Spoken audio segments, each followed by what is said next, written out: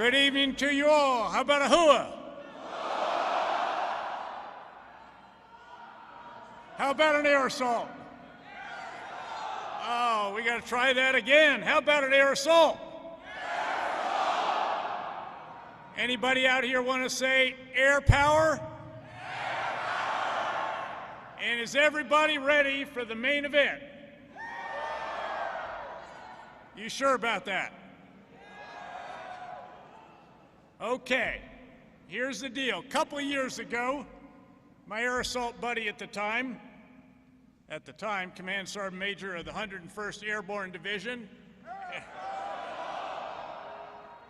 Command Sergeant Major Marvin Hill, told me what he looks for in a commander. He listed all the usual qualities that you'd expect, you know, all the ones. And then he added, I also want a commander who is available to our troopers, who is accessible to our troopers, and who is approachable. Now, as I thought about it, I realized that in addition to all the qualities we expect in leaders, I also look for those specific attributes. And this evening, it is my honor to introduce to you a leader who has demonstrated his concern for each of you, who's already been to the hospital to pin Purple Hearts on some of our wounded warriors, to meet with a platoon that suffered a tragic loss, and who has proven above all that he is available, accessible, and approachable by flying halfway around the world to be here with us tonight. Fellow warriors, please join me in welcoming the leader who made the tough decision to provide us the resources that have enabled progress here in Afghanistan, the President of the United States of America, our Commander-in-Chief, President Barack Obama.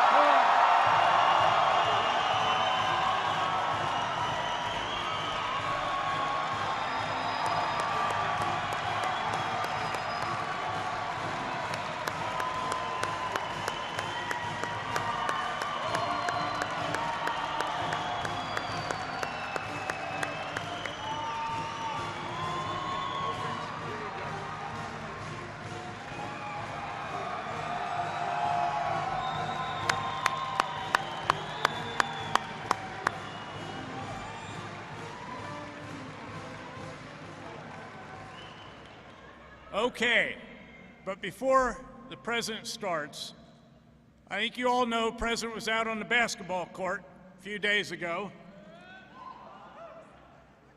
Now, he'd beaten that team 4 times already. He just scored on the guy and elbows started flying around. Now, the only explanation we can come up with is that they forgot who they were playing with. And so Sergeant Major Hill, still my air assault buddy, decided we'd give him a t-shirt. Well, okay, I got it. It's not the biggest, baddest. It's an ISAF t-shirt. It's hooah. But then, yeah, okay. But then the commander, the 43rd commander of the 101st Airborne Division, came up with a Manly Man t-shirt, and no one will mess with you if you wear this, Mr. President. Hooah!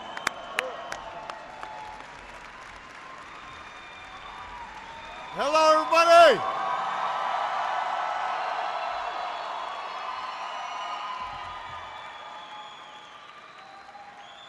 I'm sorry, Bagram, I can't hear you. Air assault. It is great to be back. Let me first of all thank the 101st Airborne Division Band.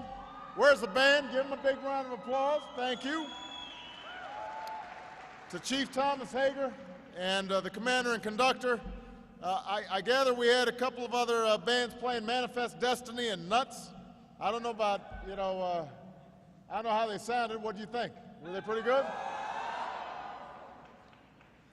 It is great to be back. And I apologize for keeping you guys up late, coming on such short notice, but I want to make sure that I could spend a little time this holiday with the men and women of the finest fighting force that the world has ever known, and that's all of you. I want to thank General Petraeus not only for the introduction and the T-shirts, but for General Petraeus' lifetime of service. This is somebody who has helped change the way we fight wars and win wars in the 21st century. And I am very grateful that he agreed to take command of our efforts here in Afghanistan. He has been an extraordinary warrior on behalf of the American people. Thank you, David Petraeus.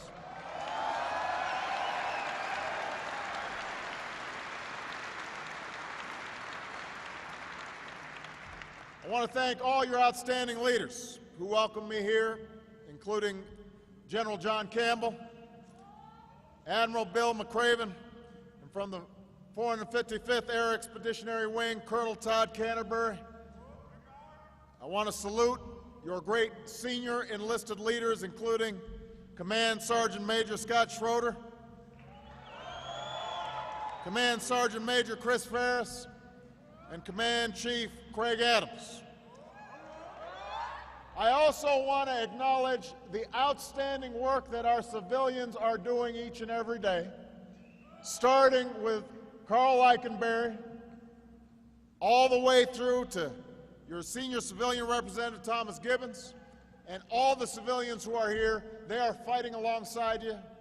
They are putting themselves at risk. They are away from their families, and we are very, very grateful to them as well. So give them a big round of applause.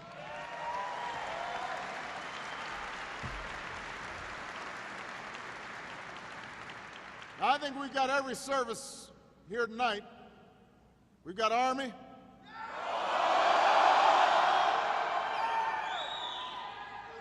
We've got Navy. We've got Air Force. I think we may have a few Marines around too. And a whole lot of folks from the 101st Airborne Division, the Screaming Eagles.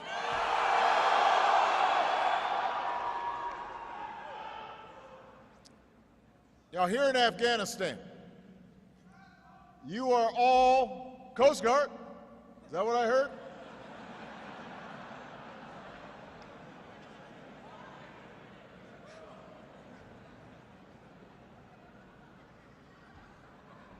Here in Afghanistan, all of you are part of one team, serving together, succeeding together, except maybe in next week's Army-Navy game.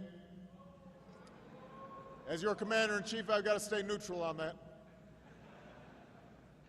We also have some ISAF partners here as well.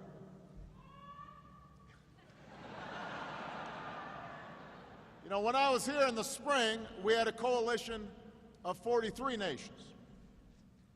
Now we've got a coalition of 49 nations. And this sends a powerful message that the coalition of nations that supports Afghanistan is strong and is growing. Now, I'm not here to give a long speech. I want to shake as many hands as I can. But let me say that at this time of year, Americans are giving thanks for all the blessings that we have. And as we begin this holiday season, there's no place that I'd rather be than be here with you. I know it's not easy for all of you to be away from home, especially during the holidays. And I know it's hard on your families. You know, they've got an empty seat at the dinner table. Sometimes during the holiday season, that's when you feel the absence of somebody you love most acutely. But here's what I want you to know. As President of the United States, I have no greater responsibility than keeping the American people secure. I could not meet that responsibility. We could not protect the American people. We could not enjoy the blessings of our liberty without the extraordinary service that each and every one of you perform, each and every day. So on behalf of me, on behalf of Michelle, on behalf of Malia and Sasha, on behalf of more than 300 million Americans, we are here to say thank you we are here to say thank you for everything that you do. And I also want to say thank you to your families back home, so that when you talk to them, you know that they know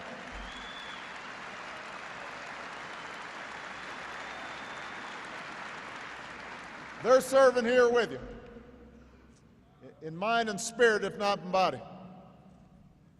Millions of Americans give thanks this holiday season, just as generations have before when they think about our armed services. You're part of an unbroken line of Americans who've given up your comfort, your ease, your convenience for America's security. It was on another cold December more than 200 years ago that a band of patriots helped to found our nation and defeat an empire. From that icy river to the fields of Europe, from the islands in the Pacific to the hills of Korea, from the jungles of Vietnam to the deserts of Iraq, those who went before you, they also found themselves in this season of peace serving in war. They did it for the same reason that all of you do, because the freedom and the liberty that we treasure, that's not simply a birthright. It has to be earned by the sacrifices of generations, generations of patriots, men and women who step forward and say, send me. I know somebody's got to do it, and I'm willing to serve. Men and women who are willing to risk all, and some who gave all, to keep us safe and to keep us free.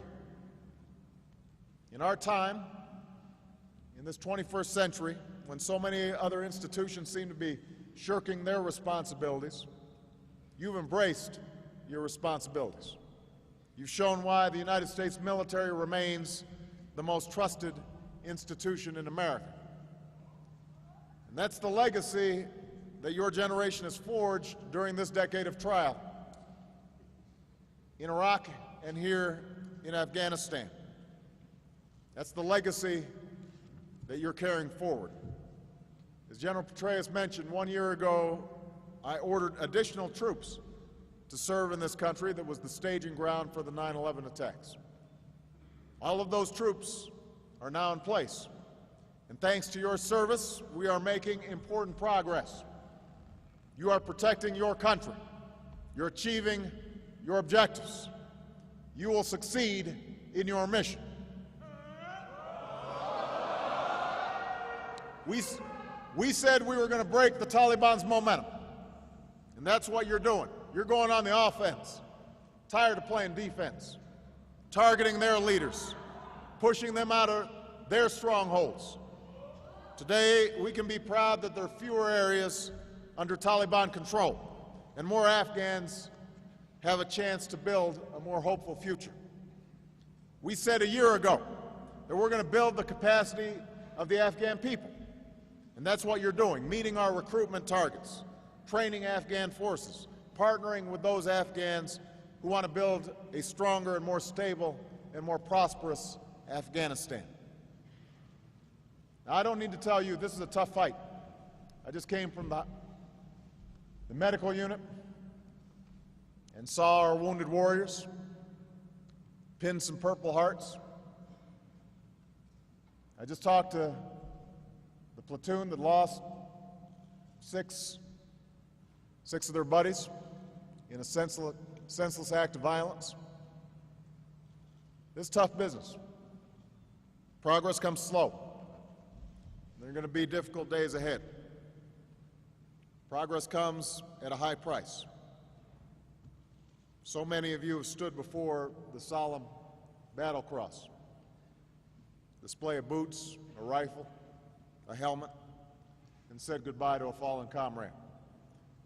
This year alone, nearly 100 members of the 101st have given their last full measure of devotion.